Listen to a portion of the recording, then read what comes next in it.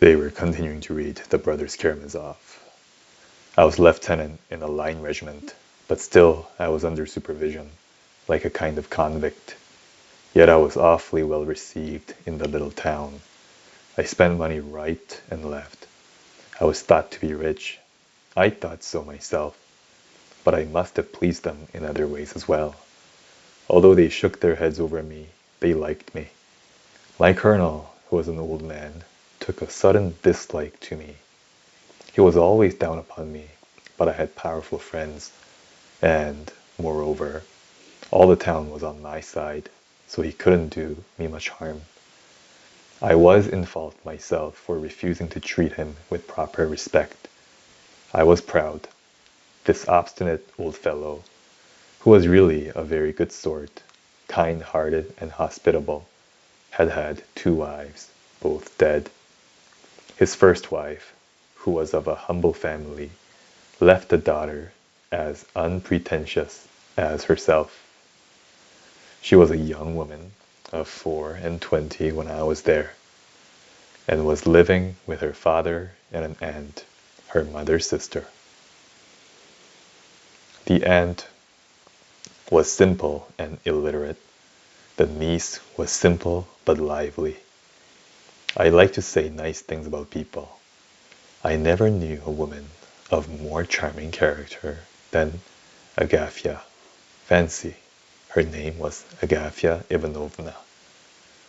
And she wasn't bad looking either, in the Russian style.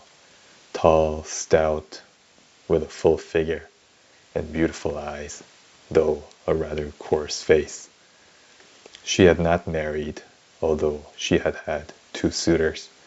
She refused them, but was as cheerful as ever. I was intimate with her, not in that way. It was pure friendship. I have often been friendly with women quite innocently. I used to talk to her with shocking frankness, and she only laughed. Many women like such freedom, and she was a girl too, which made it very amusing. Another thing, one could never think of her as a young lady. She and her aunt lived in her father's house with a sort of voluntary humility, not putting themselves on an equality with other people. She was a general favorite and of use to everyone, for she was a clever dressmaker. She had a talent for it. She gave her services freely without asking for payment, but if anyone offered her payment, she didn't refuse. The colonel, of course, was a very different matter. He was one of the chief personages in the district. He kept open house, entertained the whole town, gave suppers and dances. At the time I arrived and joined the battalion, all the town was talking of the expected return of the colonel's second daughter, a great beauty, who had just left a fashionable school in the capital. This second daughter is Katerina Ivanovna, and she was the child of the second wife, who belonged to a distinguished general's family. Although, as I learnt on good authority, she too brought the colonel no money. She had connections, and that was all. There may have been expectations, but they had come to nothing. Yet, when the young lady came from boarding school on a visit, the whole town revived. Our most distinguished ladies, 2 excellencies and a colonel's wife, and all the rest following their lead, at once took her up and gave entertainments in her honor. She was the belle of the balls and picnics, and they got up tableaux vivants in aid of distressed governesses. I took no notice. I went on as wildly as before, and one of my exploits at the time set all the town talking.